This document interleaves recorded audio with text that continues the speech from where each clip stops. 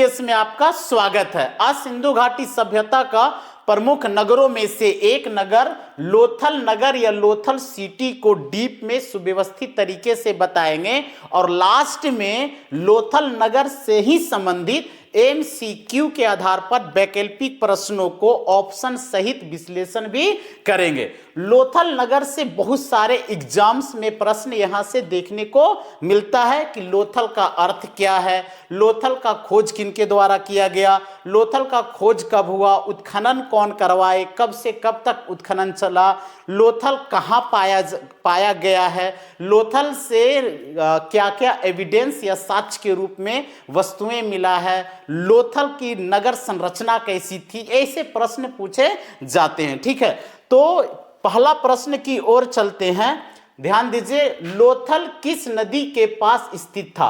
अब इसे समझने के लिए पहले फैक्ट को समझना बहुत जरूरी है, तब आप इस तरह का आंसर दे पाएंगे। ठीक है, तो पहले फैक्ट की ओर चलते हैं। आगे फैक्ट को समझ लीजिए, इसके बाद ये वैकल्पिक प्रश्नों को समझिएगा। देखिए, लोथल नगर, तो लोथल जो नगर है ये सिंधु घाटी सभ्यता का एक प्रमुख नगर था लोथल। अब लोथल का अर्थ क्या है, अर्थ यदि कहा जाए किसका, लोथल का, तो देखिए लोथल का अर्थ है मृतकों का टीला। क्या है, मृतकों का टीला। अब आप कंफ्यूज हो रहे होंगे कि मोहनजोदड़ो का भी अर्थ है मृतकों का टीला और लोथल का भी अर्थ है मृतकों का टीला, लेकिन मोहनजोदड़ो का अर्थ है मृतकों का टीला किस भाषा में, तो सिंधी भाषा में। याद रखिएगा, तो सिंधी भाषा में मोहनजोदड़ो का अर्थ है मृतकों का टीला, जबकि लोथल किस भाषा में, गुजराती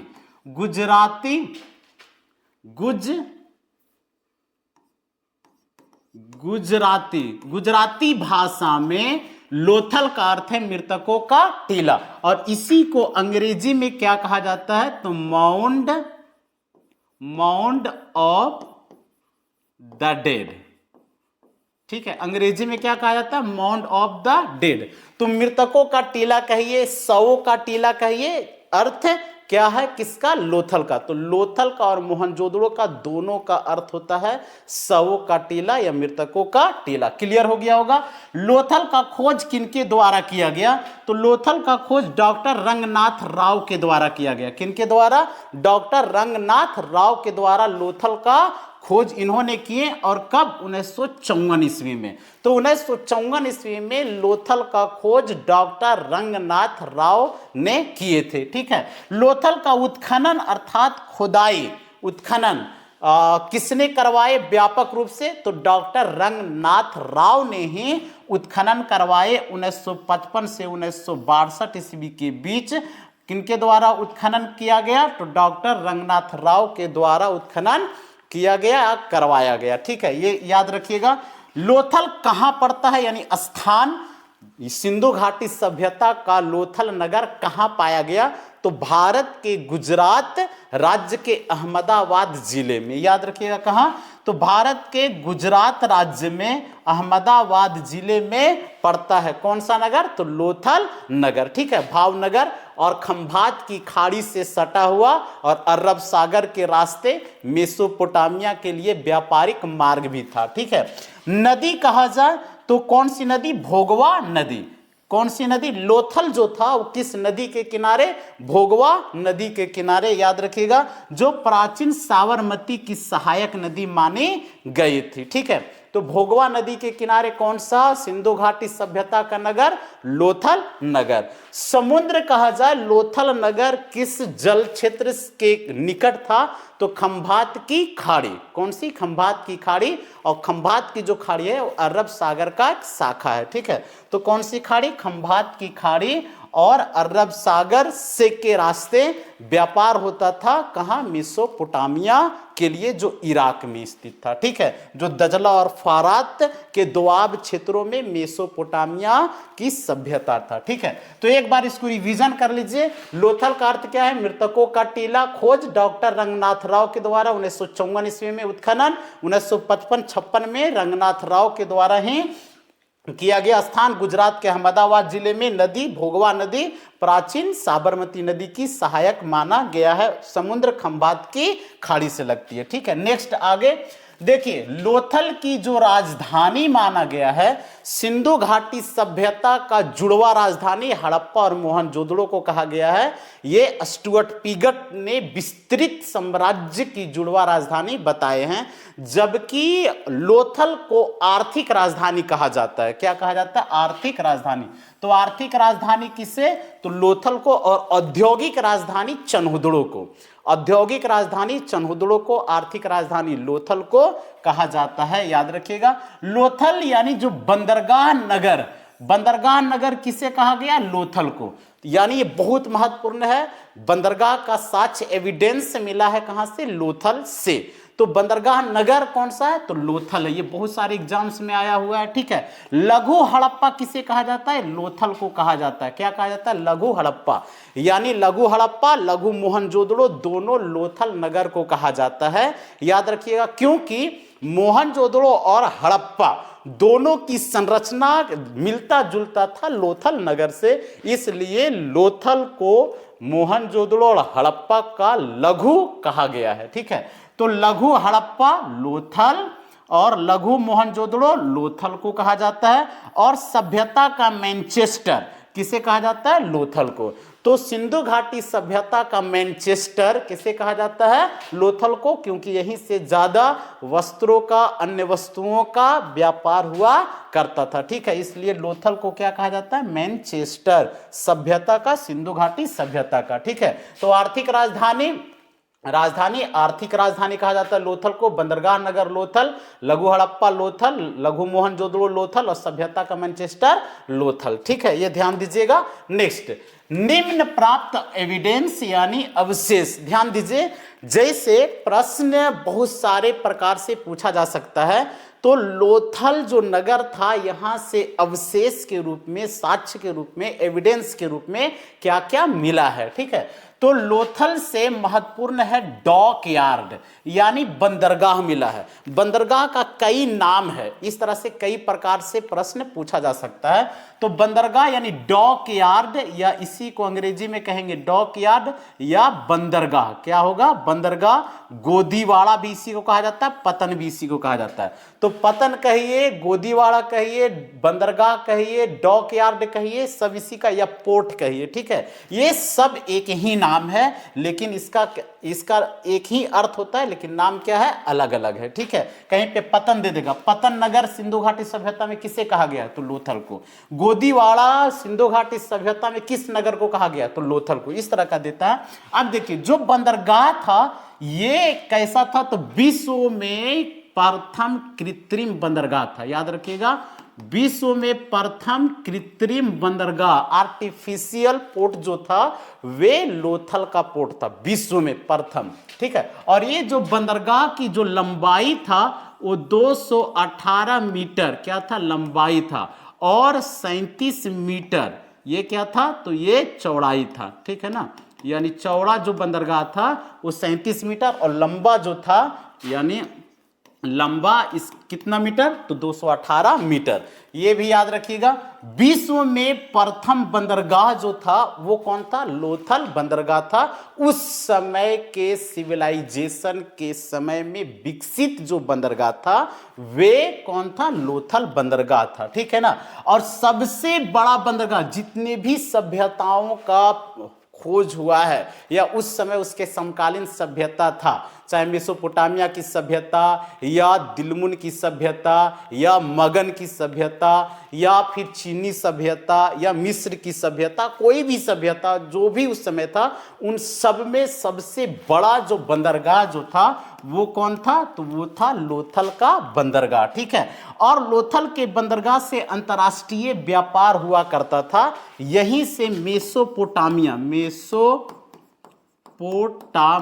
ठीक है, मेसोपोटामिया के लिए व्यापार होता था। यहीं से दिलमुन, ठीक है, दिलमुन के लिए व्यापार होता था, और यहीं से मगन जो आज का ओमान है और आज का साउथ UAE वाले जो क्षेत्र है वो मगन था। ठीक है ना, मगन सभ्यता, ठीक है। और ये जो मेसोपोटामिया ये इराक में पड़ता है, दजला और फरात, ठीक है। इराक में दजला और फरात नदी के दोआब क्षेत्र में था, ठीक है। दिलमुन जो था ये बहरीन वाले क्षेत्र में, दिलमुन बहरीन वाले क्षेत्र में, ये ओमान और यूएई क्षेत्र में, और ये इराक वाले क्षेत्र में, ठीक है। यहाँ व्यापार हुआ करता था, अंतर्राष्ट्रीय व्यापार, और संपन्न व्यापारिक केंद्र था। यानी जितने भी सभ्यताओं का सबसे संपन्न व्यापारिक केंद्र कौन था, तो ये था लोथल, जो था वो संपन्न व्यापारिक केंद्र था। ऐसे सुतकांगडोर भी व्यापारिक नगर था। सुतकांगडोर जो सिंधु घाटी सभ्यता का सबसे पश्चिमी नगर था सुतकांगडोर, लेकिन उससे भी विकसित बड़ा जो था वो लोथल का बंदरगाह था, ठीक है। ईंटों से बना जहाज घाट, यानी जो जहाज घाट था जहां पे वस्तुएं उतारा जाता था या फिर वहां से लादा जाता था जहाज में, तो वो जो घाट बना हुआ था वो किसका बना हुआ था, ईंटों से बना हुआ था, ठीक है। और ये जो बंदरगाह था वे अपने अस्तित्व में कब से कब, तो 2400 ईसा पूर्व से लेकर 1900 ईसा पूर्व के बीच ये बंदरगाह अपने परिपक्व अवस्था में था, ठीक है। 2400 से 1900 ईसा पूर्व के बीच में कौन सा बंदरगाह, तो लोथल का बंदरगाह डॉकयार्ड, ठीक है। तो निम्न अवशेष में एक महत्वपूर्ण डॉकयार्ड बंदरगाह गोदीवाड़ा या पतन कहा जाता है। ये यहां से प्रश्न देखने को मिलता है, याद रखिएगा, ठीक है। नेक्स्ट आगे चलते हैं, निर्यात। तो जो बंदरगाह से कौन कौन से वस्तुओं को निर्यात किया जाता था, अर्थात मेसोपोटामिया या दिलमुन या मगन भेजा जाता था, तो देखिए मनके सबसे ज्यादा मनके, रत्न, आभूषण या अन्य वस्तुओं का निर्यात किया जाता था, सिंधु घाटी सभ्यता से भेजा जाता था लोथल बंदरगाह से, ठीक है। मनका फैक्ट्री, ये बहुत वहां पे एक और एविडेंस मिला है, मनका फैक्ट्री मिला है लोथल से, और लोथल में 18 मनके मिले हैं। मनके, ये मनके क्या है ध्यान दीजिए, क्योंकि ये भी अक्सर देखने को मिलता है।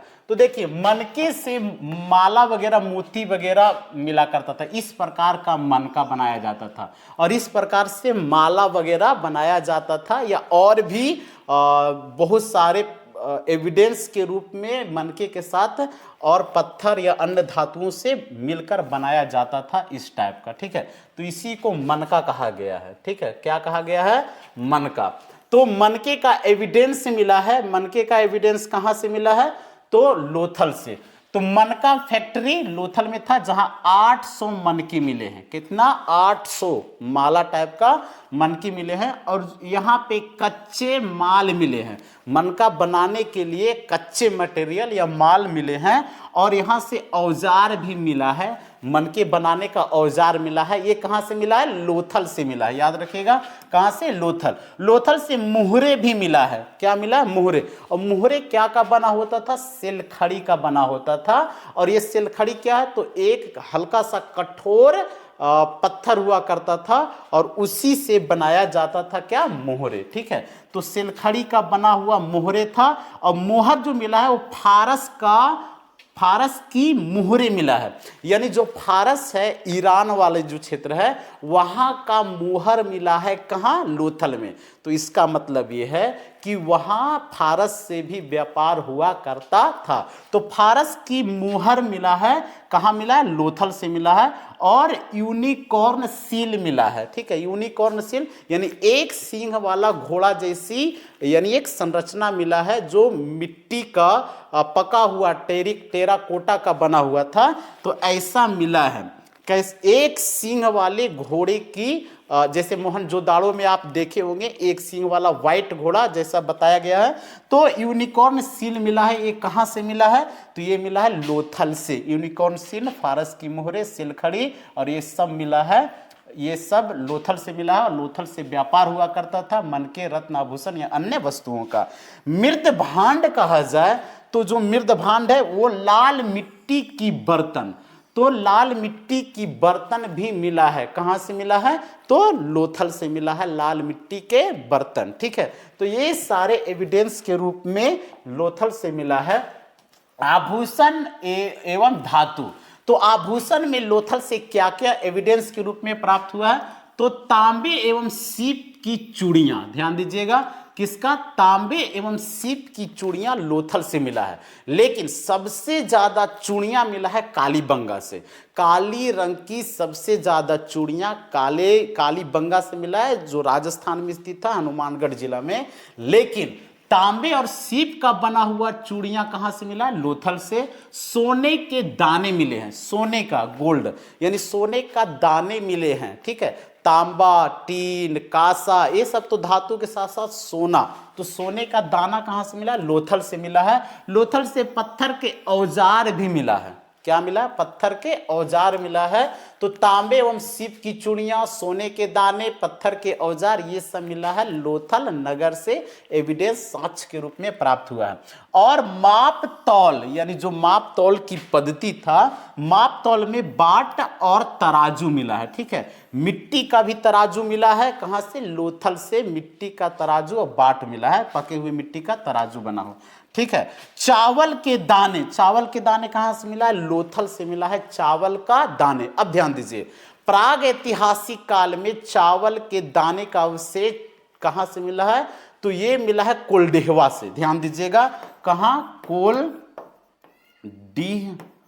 कोल्डिहवा, यानी ये पड़ता है उत्तर प्रदेश के इलाहाबाद के आसपास कोल्डिहवा।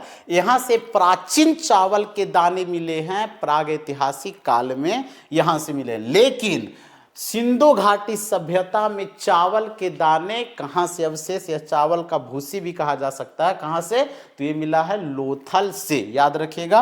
और अग्नि कुंड भी मिला है, ठीक है। अग्नि कुंड यानी अग्नि वेदिकाएं मिला है, जिससे धार्मिक अनुष्ठान होने का प्रमाण मिलता है, अग्निकुंड। लेकिन सबसे ज्यादा अग्निकुंड मिला है सबसे ज्यादा अग्निकुंड मिला है आपको कालीबंगा से, ठीक है। 7 अग्निकुंड मिला है।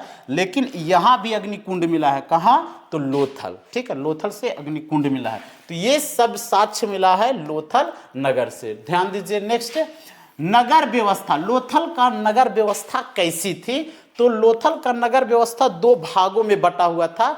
लोथल का भी, हड़प्पा का भी, मोहनजोदड़ो का भी, धौलावीरा, ये सब का 2 भागों में बटा हुआ था। लेकिन चन्हुदड़ो का जो दुर्ग किला उसमें नहीं था, ठीक है। तो देखिए, नगर व्यवस्था में एक जो था गढ़ी या दुर्ग का किला हुआ करता था, और एक निचला नगर हुआ करता था। जो गढ़ी या दुर्ग होता था वो रक्षा प्राचीर से घिरा हुआ था, बाउंड्री से घिरा हुआ था। रक्षा प्राचीर, ये बाउंड्री होता था, उसमें सुरक्षा के लिए था, ठीक है। तो रक्षा प्राचीर जो था किसमें? दुर्ग किला में या गढ़ी किला में। यहाँ पे प्रशासनिक लोग निवास करते थे, शासन करने वाले उच्च अधिकारी या सामाजिक कार्यकर्ता लोग निवास करते थे, प्रशासनिक। और यहाँ पे व्यापारिक लोग भी निवास करते थे, क्योंकि लोथल जो नगर था ये व्यापार के लिए सबसे ज्यादा था। तो जितने भी व्यापारी, जो बड़े बड़े व्यापारी थे, उसका जो निवास स्थान था वो गढ़ी या दुर्ग में था, ठीक है। तो व्यापारी लोग, प्रशासनिक लोग, रक्षा प्राचीर से घिरा हुआ था। और इसकी जो घरों का बनावट था ये उच्च स्तरीय था, सुव्यवस्थित था, ठीक है। अब दूसरे में निचला नगर था, जिसमें आम जनता रहा करते थे, ठीक है। जो कारीगर वगैरह जो रहा करते थे, तो आम जनता का निवास था लोथल के निचले नगर में। यहाँ पे कारीगरी वाले जो लोग हुआ करता था, या कारीगर लोग रहा करते थे, जो कारीगरी किया करते थे। और स्थानीय नाविक रहा करते थे, स्थानीय नाविक, ठीक है ना। कहां? तो लोथल के निचले नगर में, जो आसपास के क्षेत्रों के लिए, अंतर्राष्ट्रीय नहीं, अंतर्राष्ट्रीय यानी मेसोपोटामिया या यहां जाने के लिए यहां नाविकों का उच्च स्थान था, ठीक है। लेकिन सहयोग के लिए यहां से भी लोग जाया करते थे। तो नगर संरचना में एक है गढ़ी या दुर्ग और दूसरा है निचला नगर, ठीक है। अब जो घर वहां का बना हुआ था लोथल का, उस सड़कें कैसी थी? तो पक्की ईंटे का। घर भी कैसा था? तो पक्की ईंटे का। तो सड़कें पक्की ईंटे का जो समकोण काटती थी, ठीक है ना, यानी 90 डिग्री का एक दूसरे का समकोण काटती थी। तो सड़कें जो थी वो पक्की ईंटे का, घर पक्की ईंटे का। यानी ईंटों का जो अनुपात मिला 1:2:4 में मिला है, ठीक है, याद रखिएगा। मुख्य दरवाजा गली की ओर खुलता था, यानी घर का जो मुख्य दरवाजा हुआ करता था वो गली की ओर खुलता था, यानी मुख्य सड़क की ओर नहीं नहीं, लेकिन एक दरवाजा, एक घर का दरवाजा अपवाद है, एक मुख्य दरवाजा अपवाद है जो मुख्य सड़क की ओर खुला है, ये मिला है लोथल से। ये माइंड में रखिएगा, एक मुख्य दरवाजा घर का वो मुख्य सड़क की ओर खुला है, बाकी सब गली की ओर खुला करता था। नालियां वहां का कैसा था, तो व्यवस्थित था, ढकी हुई थी और पक्की ईंटों से निर्मित था। ठीक है, तो ये सब जो संरचना है ये कहां से है, तो ये लोथल से। ठीक है, तो लोथल को फैक्ट को समझ गए होंगे लोथल से। अब चलते हैं वैकल्पिक या एमसीक्यू प्रश्नों की ओर। अब आप आंसर आप खुद दे पाइएगा, ध्यान से समझिए, क्योंकि यहां से एमसीक्यू के आधार पर देखिए, पहला प्रश्न बोला जा रहा है लोथल किस नदी के पास स्थित था। यह आपको फैक्ट में बता चुके हैं, आप आंसर खुद दे पा रहे होंगे। तो देखिए, लोथल कह रहा है किस नदी के पास स्थित था। साबरमती नदी, ये गुजरात और राजस्थान में बहती है, और लेकिन इसी का सहायक नदी बताई गई है कौन सा, भोगवा नदी। तो भोगवा नदी के किनारे कौन सा नगर, तो लोथल।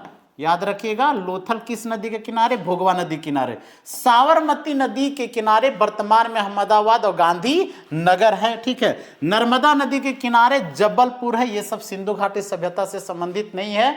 ठीक है, जबलपुर वगैरह ये नर्मदा नदी के किनारे, जो अमरकंटक की चोटी के समीप नर्मदा कुंड से निकलती है और पश्चिम की ओर बहने वाली सबसे सीधी नदी, और खंभात की खाड़ी में एस्चुअरी बनाती हुई गिर जाती है। ठीक है, लूनी नदी जो राजस्थान की सबसे लंबी नदी मानी जाती है, और राजस्थान का शोक भी इसे कहा जाता है, जो कच्छ के रण में विलुप्त हो जाती है, ये सिंधु घाटी सभ्यता से संबंधित नहीं है। तो लोथल किस नदी के पास स्थित था, तो ये आंसर होगा भोगवा नदी। ठीक है, नेक्स्ट आगे, लोथल किस सभ्यता का प्रमुख नगर था। ठीक है, आप आंसर दे पा रहे होंगे, मिस्र, मेसोपोटामिया, सिंधु घाटी सभ्यता, चीनी सभ्यता। देखिए, जो मिस्र सभ्यता था ये नील नदी के किनारे, किस नदी के किनारे, नील नदी के किनारे, इजिप्ट यानी मिस्र में मिस्र की सभ्यता। मेसोपोटामिया की सभ्यता ये दजला और फरात, दजला और फरात नदी के दोआब क्षेत्र में बसा हुआ था मेसोपोटामिया की सभ्यता। और कहां, इराक में। ठीक है, कहां था, इराक में। ठीक है ना, ईरान में नहीं, इराक में था। ठीक है, सिंधु घाटी सभ्यता, ये जो सभ्यता है सिंधु एवं इसके सहायक नदियों के आसपास ही सभ्यता का प्रारंभिक अवस्था में विकास हुआ था, लेकिन आगे चलकर उत्खनन से पता चलता है तो उत्तर प्रदेश के आलमगीरपुर तक ये सभ्यता का विस्तार था, और सुतकंगडोर तक इसका विस्तार था बलूचिस्तान में। ठीक है, लोथल दायमावाद तक, तो दायमावाद महाराष्ट्र में है, यहाँ पे सिंधु नदी या इसकी सहायक नदी नहीं है, इसलिए इसे सिंधु घाटी सभ्यता नहीं कहा जा सकता है वर्तमान में कहा जा सकता है क्या, तो भारतीय उपमहाद्वीपीय सभ्यता, क्योंकि इसका विस्तार एक देश में नहीं पाया गया, सिंधु और इसके सहायक से भी दूर दूर तक ये नगर मिला है। ठीक है, तो इसका हो जाएगा सिंधु घाटी सभ्यता, यानी किस सभ्यता का प्रमुख नगर माना गया, तो आंसर होगा सिंधु घाटी सभ्यता। चीनी सभ्यता, ये हांगो नदी या पीली नदी की सभ्यता, यानी चीन में जो विकास हुआ था।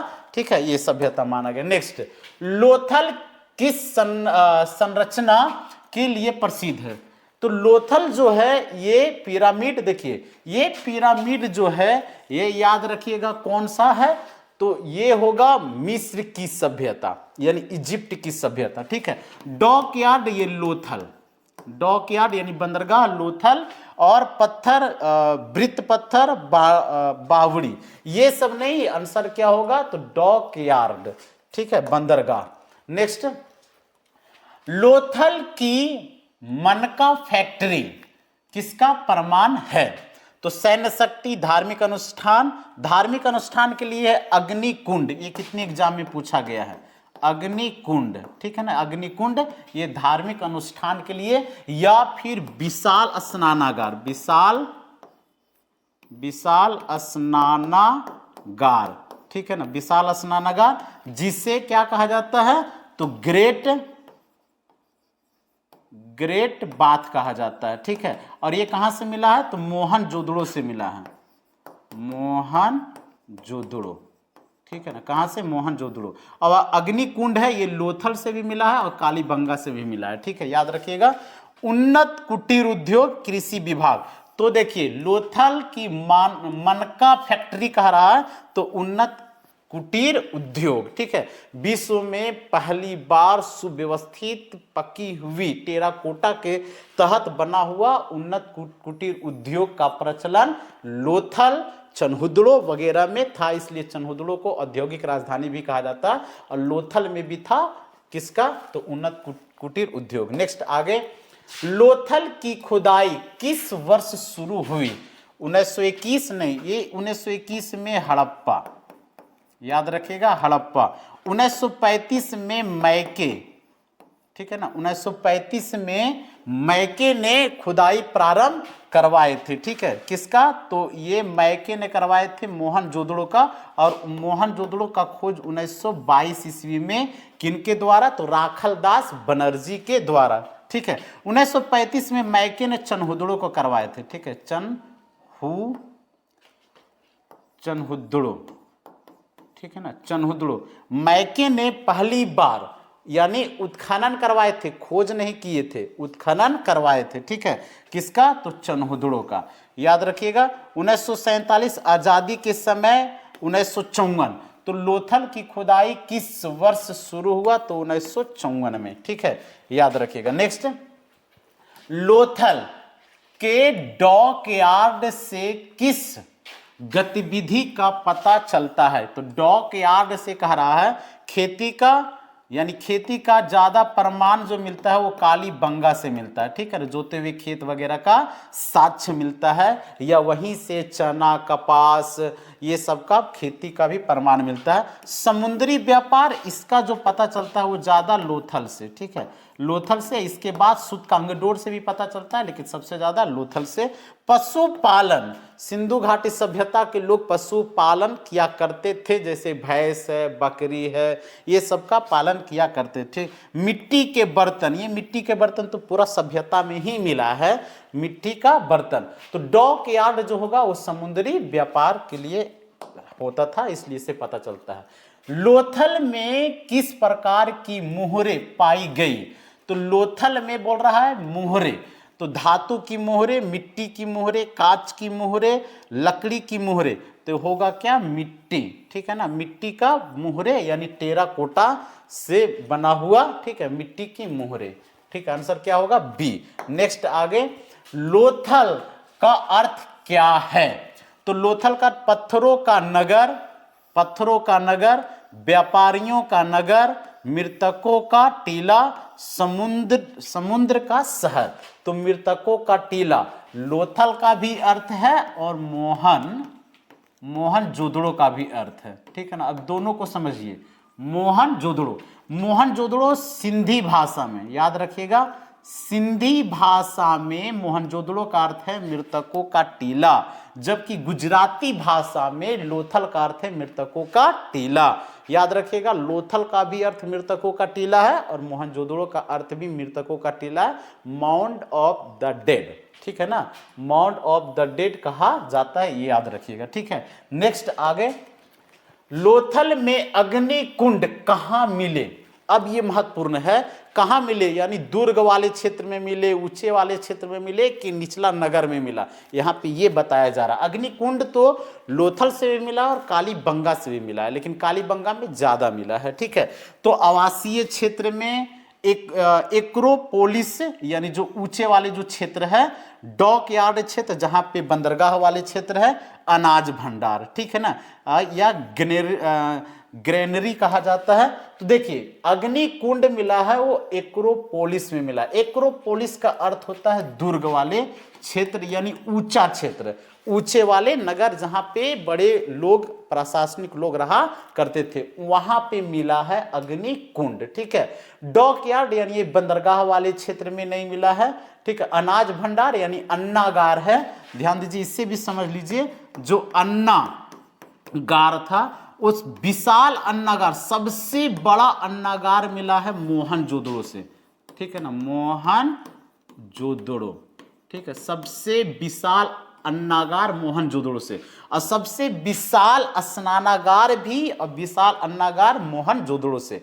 जबकि सबसे ज्यादा संख्या में अन्नागार जो मिला है वो 6 मिला है, कहां से, तो हड़प्पा से। तो हड़प्पा से 6 अन्नागार मिला है, लेकिन ये छोटा छोटा हुआ करता था, ठीक है। लेकिन सबसे बड़ा विशाल मोहनजोदड़ो से, ये कंफ्यूज नहीं रहिएगा, क्लियर हो गया। डॉक यार्ड यानी बंदरगाह, ये मिला है कहां, लोथल, ठीक है ना। तो देखिए लोथल में अग्नि कुंड कहां से मिले, तो इसका आंसर होगा एक्रोपोलिस से, ठीक है ना, यानी ऊंचे वाले दुर्ग वाले नगर वाले क्षेत्र से, ठीक है। 9वां 10वां 10 लोथल में मिले उपकरण मुख्यतः किस धातु के थे। लोथल में मिले उपकरण मुख्यतः कह रहा है सोना, चांदी, तांबा, लोहा। तो लोहे का सिंधुवासी परिचित नहीं था। लोहे का जो खोज हुआ 1000 ईसा पूर्व में हुआ था, यानी उत्तर वैदिक काल के प्रारंभिक चरण में, ठीक है। तांबे का प्रयोग सबसे ज्यादा किया करते थे, ऐसे सबसे ज्यादा कांसे का प्रयोग किया करते थे कौन, तो सिंधु घाटी सभ्यता के लोग तांबा और टीन मिलाकर मिश्रित धातु कांसा का उपयोग किया करते थे, इसलिए उस सभ्यता को कांस्य युगीन सभ्यता भी कहा जाता है, ठीक है। चांदी मिला है लेकिन ज्यादा संख्या में, इससे औजार या उपकरण के रूप में वो इस्तेमाल नहीं किया करते थे। सोना भी मिला है, लेकिन सोना धौलावीरा से मिला है, लोथल से मिला है, लेकिन इसका उपयोग उपकरण के रूप में नहीं। उपकरण में सबसे इस ऑप्शन के आधार पे क्या होगा, तांबा। और यदि तांबा के स्थान पे लोहा के स्थान पे कांसा रहता तो सबसे ज्यादा क्या होता, कांसा, लेकिन इस ऑप्शन के आधार पे क्या होगा, तांबा, ठीक है। तो यानी पूरी तरह से 10 वैकल्पिक प्रश्न जो महत्वपूर्ण था इसको डीप में बता चुके हैं। तो आज यहीं तक, थैंक यू।